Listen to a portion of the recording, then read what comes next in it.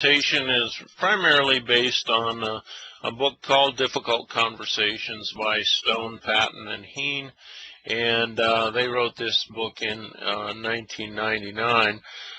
Normally, this presentation takes me an hour and a half to 2 hours, so as you can imagine, it's going to be abbreviated to somewhat. And so if you've got more information, if you're looking for more information, I encourage you to take a look at the book. I would encourage you to mute your phone or to mute link if you're not speaking or don't need your phone or microphone, so that we don't have interference. Anyway, there's three conversations that happen whenever there's a difficult conversation, and we need to learn how to deal with each of those. There's the what happened conversation, what went on, and then there's the feelings conversation and the identity conversation, and all of those are happening simultaneously. So let's take a look at each of those. The what happened conversation, we tend to make three common errors when we hold that conversation, and the first one is that I'm right, you're wrong. I know I'm right because I've always been right? But I'm not right. I'm never always right, and so I come to the conversation with my imperfections and my problems, and I put those into the conversation. Difficult conversations are all about conflicts in what we see and interpret, and our value systems placing interpretations on what happened. And so the real issue is not so much about what is true, but what's important in the conversation, what's important to me and what's important to you. The next one is the intention invention. I know your intentions. I know that you caused me harm or hurt, and so you must be out to get me. And so I begin to assume that I know what this person is about. But what we need to realize is that intentions are complex. They are neither simple nor single in either me or the other party. And so we both have mixed intentions in this situation. And then there's the blame frame. We're always looking for someone to blame. It's your fault. No, it's your fault. Well, no, I didn't do it. It was your fault. And so when we talk about fault, what we do is produce disagreement. And of course, when I'm blamed, what do? I deny it. I start to build defenses. And so now we're not learning from one another. We're building walls. And we have begun to cut down the communication. Any situation is almost always the result of things that both sides have done. In counseling others and in counseling couples, I've found out that no matter how much one person wanted to blame the other, there was almost always reason to look at issues and actions on both sides. So then we have the feelings conversation. Now, we in America don't like to talk about feelings because we like to be objective, we like to be scientific, and we think that we can program feelings out of the issue. And that's not true. Feelings are really the core of disagreement. If I didn't have my feelings hurt or aroused, angry, whatever it is, then it probably wouldn't be an issue. So we have to deal with feelings, and trying to have a difficult conversation without talking about feelings is like trying to have an opera without music. It just doesn't work. So we've got to deal with the feelings before we can often deal with the facts or find a solution. And then there's the identity conversation. This is what I am saying about myself to myself. It's my private conversation about who I really am. How important am I? Am I worthwhile? And so these types of difficult conversations often can cause me to lose confidence, and that can cause me to lose my concentration.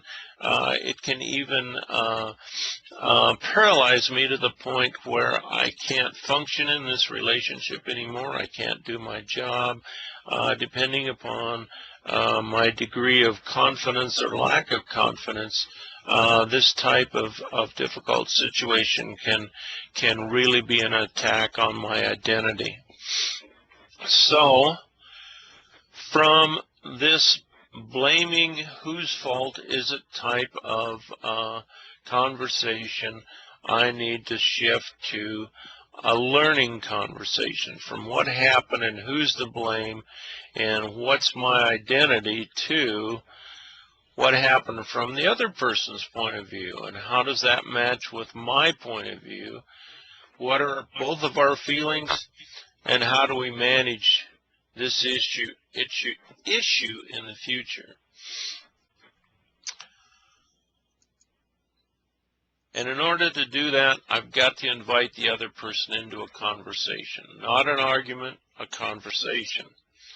So when we think about those three conversations that are involved within the whole issue, if we think about, first of all, what happened, we've got to explore each other's stories instead of arguing about who's right, because we both feel we're right. We argue because we think they're the problem, they think we're the problem, and we each make our own sense out of the story from our own point of view, our own perspective, our own experiences.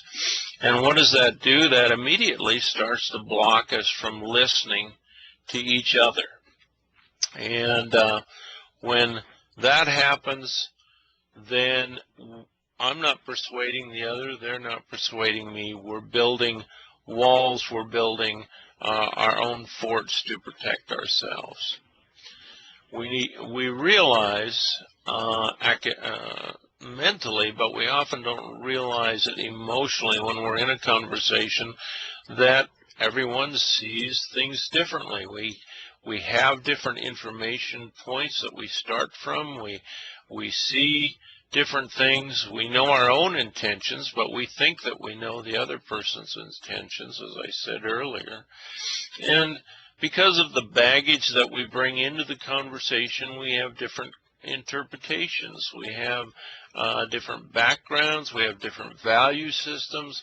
We have implicit rules that we apply to happenings, to conversations, to interactions, and so we apply those.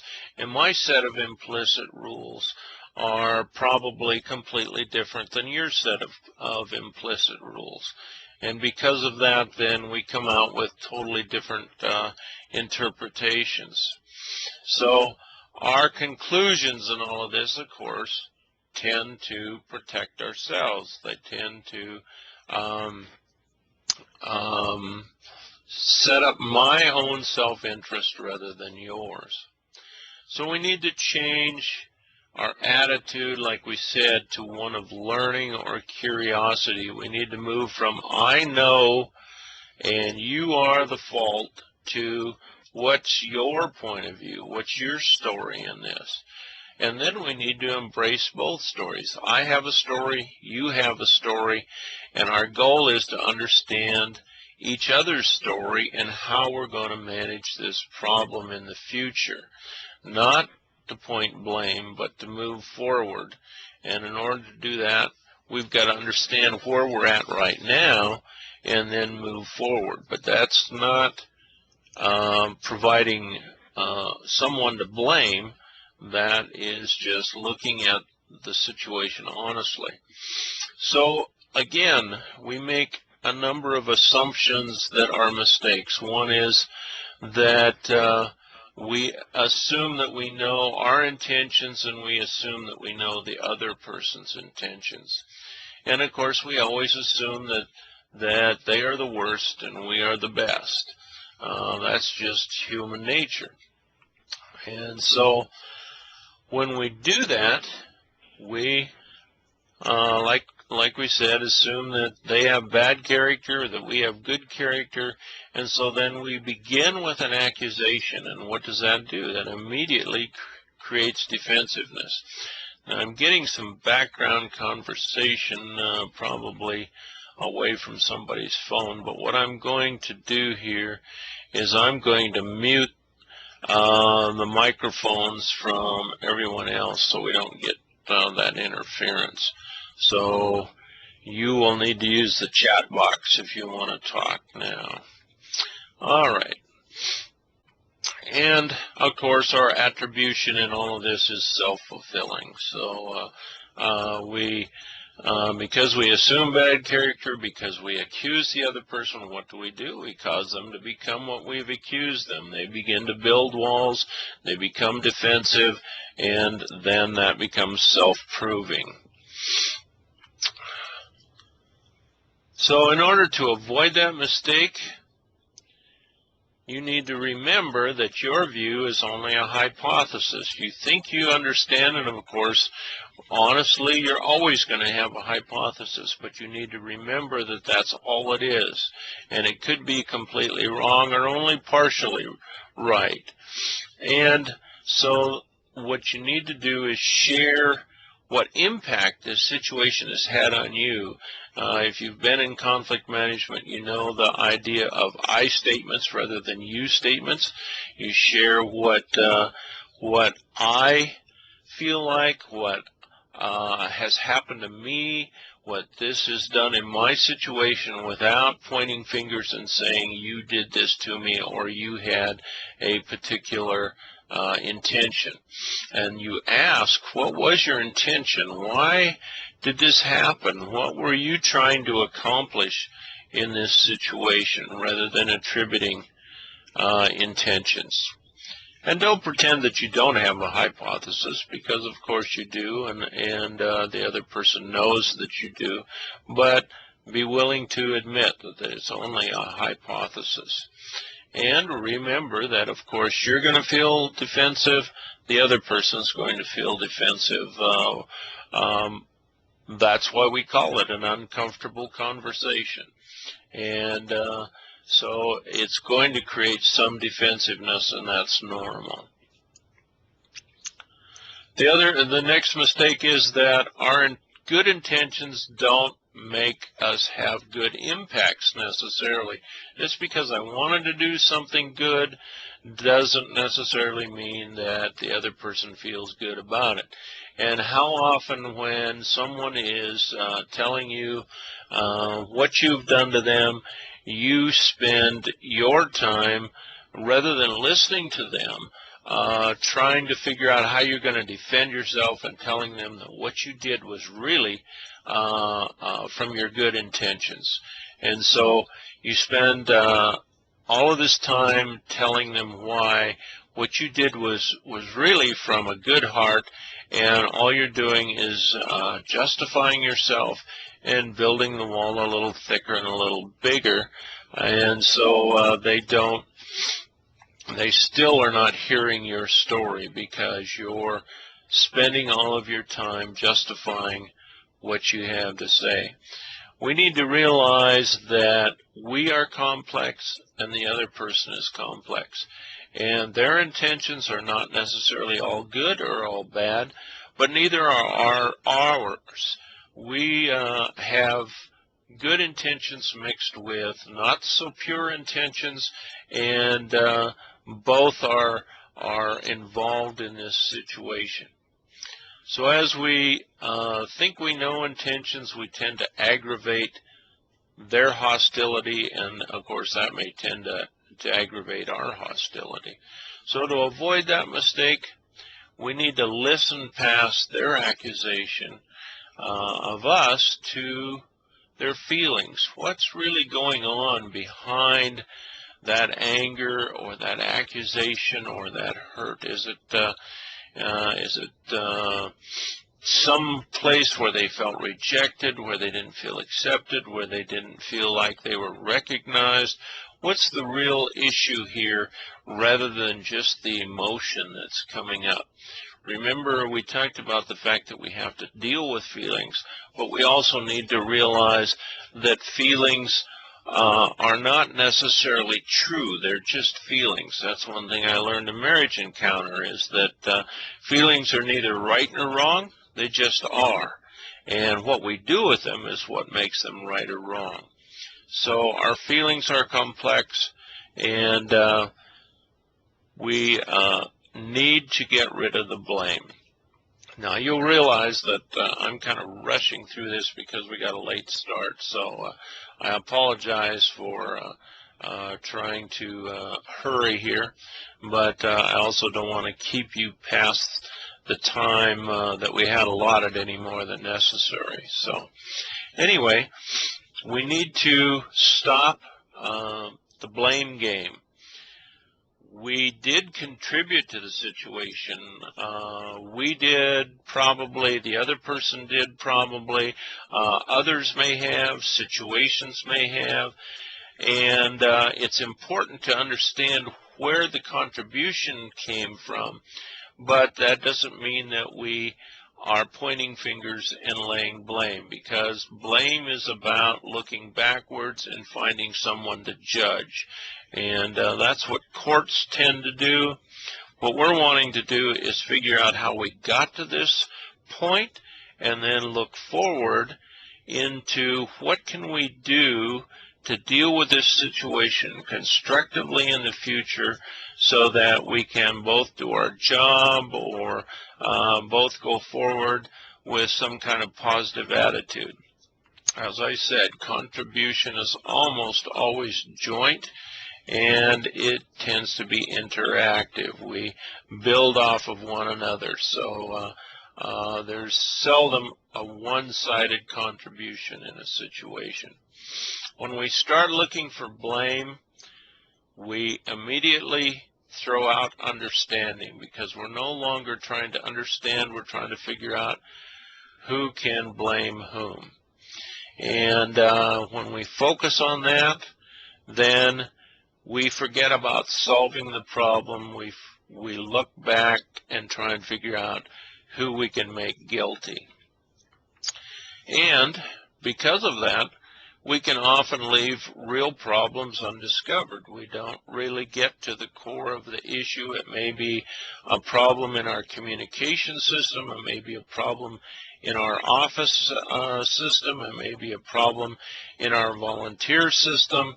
But we're not really dealing with it anymore because we're just trying to lay blame on someone. When we look at the contribution, then we can start examining all the issues more easily. Not trying to blame somebody, but being willing to just examine how we got here and what contributed to it. And this, of course, then helps us learn and change from the situation much easier than if we're feeling like we're to blame or someone's telling us we're to blame. There are still some misconceptions when we try and concentrate on contribution.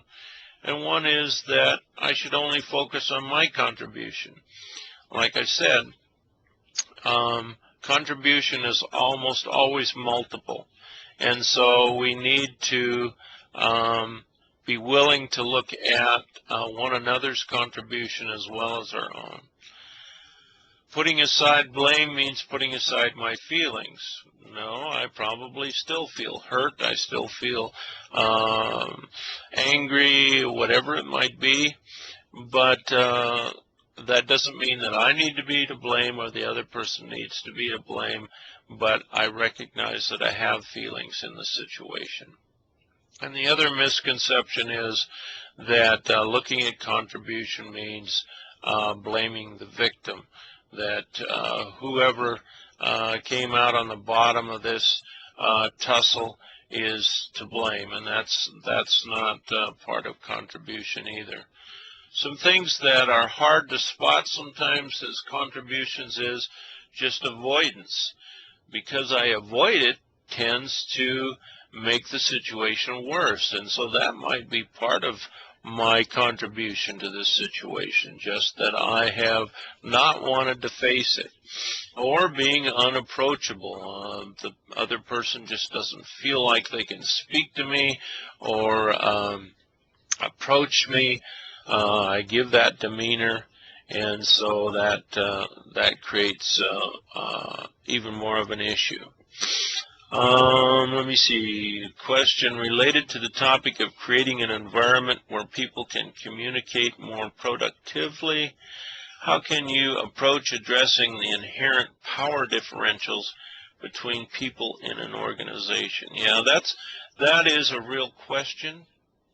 I do mediation, and one of the issues in mediation is the power differential. If you have equals, it's much easier to mediate than if you have a power differential. And so sometimes, well, we'll talk about here, I think, if I haven't eliminated it because of time, about the fact that you've got to decide whether this is an issue that needs to be brought up or not, because sometimes it's not worth losing your job over. Maybe you're going to have to change on your side, but often these, even with a power differential, these types of conversations are easier if we go at it with a learning attitude rather than a blame attitude. So anyway, being unapproachable, intersections are where there's differences, where my background, my preference, my communication style, etc., intersects with yours and are not the same, then we get conflicts that may contribute to the situation. And then role assumptions. I assume that I'm supposed to be in charge, or I assume you're supposed to be in charge, or I assume someone else is supposed to do this. And so in making those kind of assumptions, we often add to the difficulty of the situation. So one of the first steps then, again, whether you've got this power differential or not, is to take responsibility for your contribution as early as you can. That might be the first part of the conversation, because what you want to do is help the other person to listen. So the sooner you can take responsibility, the sooner you can say you want to hear their story, the sooner you're going to begin to build a bridge that you can begin to have a conversation. So you need to own your own feelings. You need to realize that you've got anger, that you've got hurt, that you've got rejection, and that they're going to be involved in this conversation. Like I said, especially it seems to me in our society, we try and block these feelings out of the problem, and we often block out solutions then because we never get past the feelings. When we don't express the feelings, they often leak back into the conversation, and they start appearing again, or we hold them until we all at once blow up and we blurt out what we're feeling anyway, and they make it especially difficult to listen to the other side. So we need to recognize our feelings. Sometimes we need to express the fact, I'm feeling angry, I'm feeling hurt, but I'm going to do my best to listen. And sometimes when we put them on the table, then it helps us to be able to get past those feelings. We need to realize that we all have feelings and that they're normal and natural. Like I said, feelings are neither right nor wrong, they just are. We all have bad feelings, no matter how good we are. And your feelings are as important as the other person's feelings. And yes, I see that comment. Sometimes it's not just a disagreement, but it's just a difficult conversation that we need to have, and it's an issue that we're not necessarily comfortable with. And so you're exactly right, Denise. Realize that you both have feelings, and when we base our conversation on feelings, we often then get back into judgment and blame. So we need to be careful, recognizing that we both have feelings, but if we still feel like we need to blame somebody, then we may still have feelings that we have not identified or have not owned up to.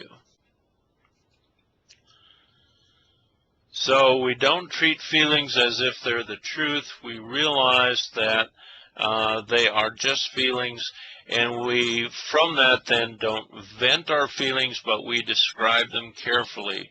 We're reframing those things in such a way that we can express the difficulty of the situation or the conversation or the difficulty with us, but we want to express them in such a way that, again, that we're not laying blame, and we're exploring contribution without trying to build walls.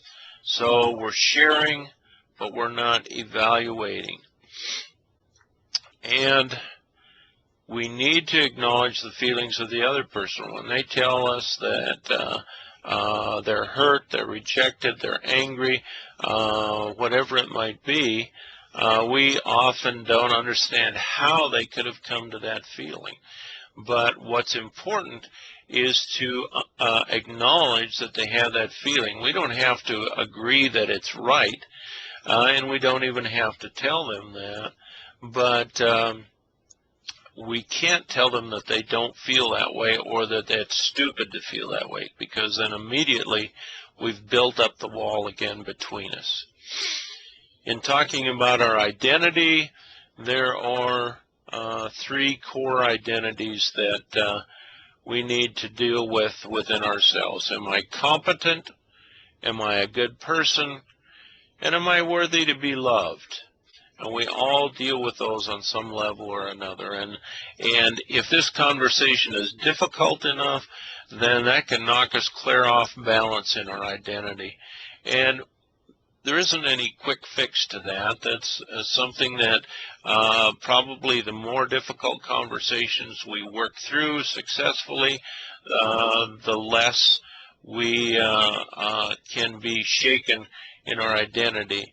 But most difficult conversations are going to challenge us somewhat, and we need to try and stabilize ourselves and realize that this isn't going to shape our identity, that what the other person or the situation or whatever says about us doesn't necessarily define who we are or how important we are.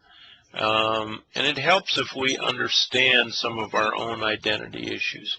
I recognize through experience as well as a number of personality assessments that I'm very performance-oriented. A performance-oriented person says to themselves, if I don't do this right and do it all the time, I'm not worthy to be loved. And so knowing that about myself helps me understand when I'm being threatened in that way. So knowing yourself helps. It also helps to understand that you are complex. You are not simply one thing or another, one way or another. And so realize that you are a complex being, and there's lots involved in you as well as in this situation. And accept three things about yourself. You are going to make mistakes. There's no use denying that. You are complex in your intentions, and you in some way probably have contributed to this issue in one way or another. If you don't have to defend that, then you can get beyond that. So as we try and learn to deal with this situation, then we need to start from the third story. There's my story, there's their story, and then there's the real story, or the third story. And so We need to not start out from within our story. It's your fault, you did this to me, I'm so hurt, I'm mad at you, but rather we want to try and start from the third story, because what we do is we immediately begin to make them defensive in that way. So we extend an invitation to the other person to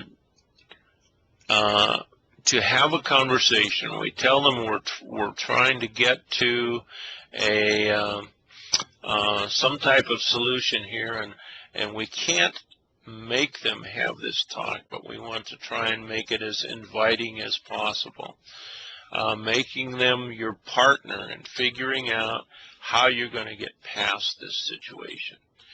Don't quit the first time they say, no, I don't want to talk about it.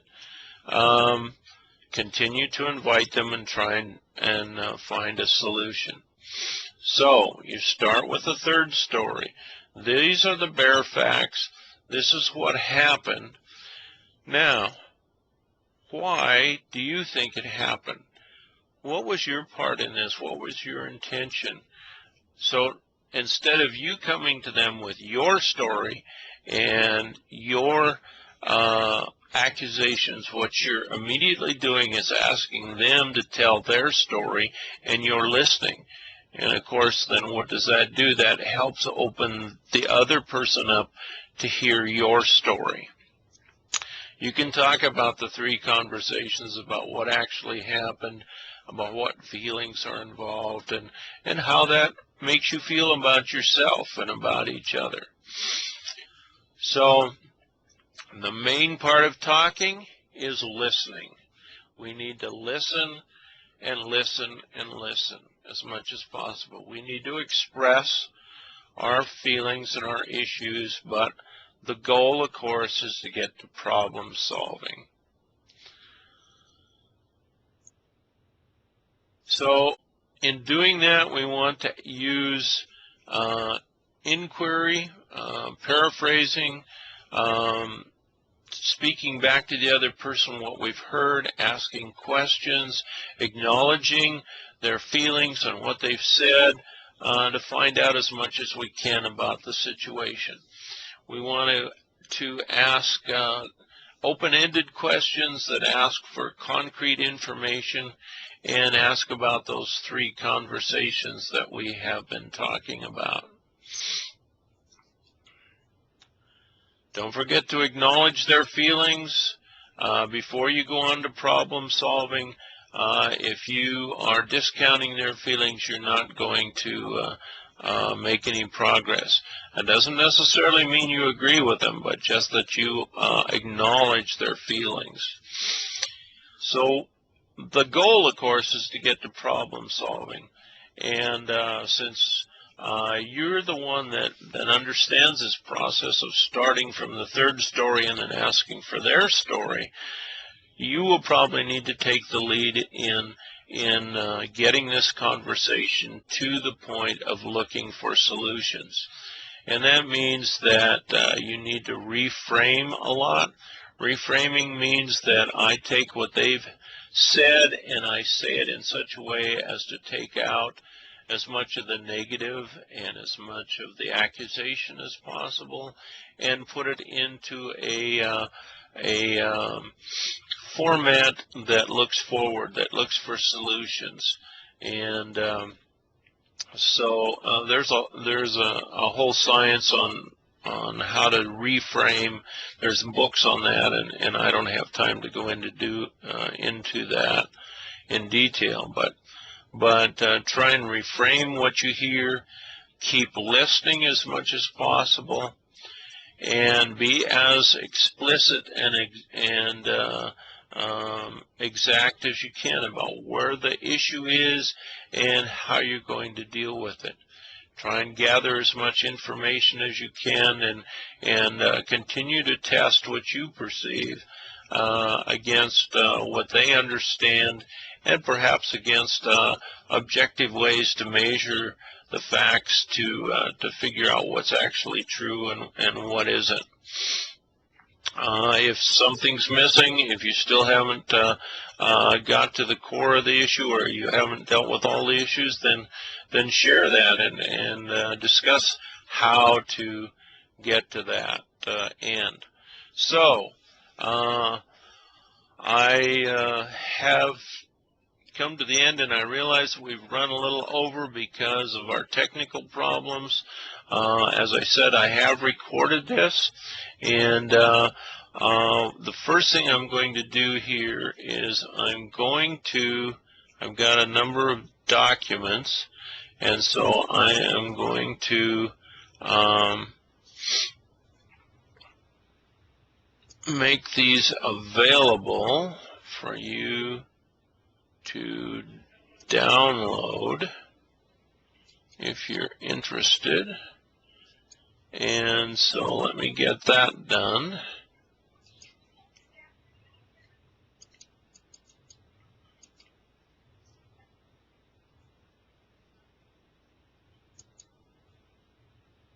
And I think I've got 2 more here.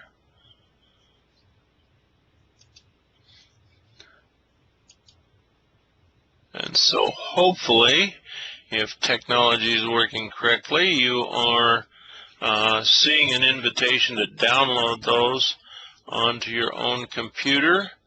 And so if you have any questions that you want to put in the chat box or comments, feel free. I'm also going to, if I can find the right place here, I'm going to open up the microphones again. And if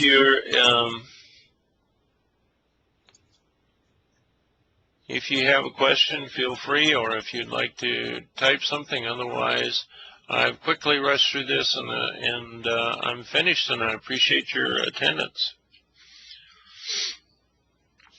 Okay, Rick is asking, where do I find the shared documents?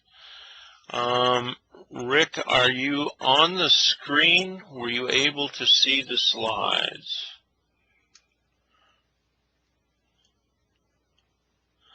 Okay, well, I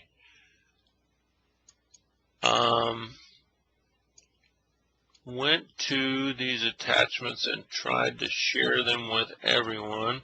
So you should have gotten a message on your screen that asked you if you wanted to download it. But okay, now someone else says that they downloaded them. Okay, well, yeah, up at the top there's a paper clip with 6 attachments. So if you didn't see a message that asked you to download them, if you go up to the top above the names where the paper clip is, you should be able to download them from there. I'm sorry, we're a little bit new to this system. We switched systems here just recently, and so sometimes some of the details are a little bit different. If anyone has any further questions or needs to get the information from me directly, feel free to email me. I'll put my email address back in here, and you can email me if you've got other questions or issues or want to get more information.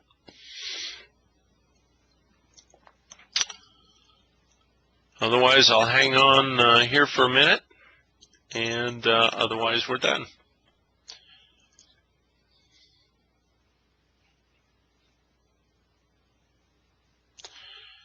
Jerry, feel free to add any material that you would like to. If you need anything directly from me, let me know.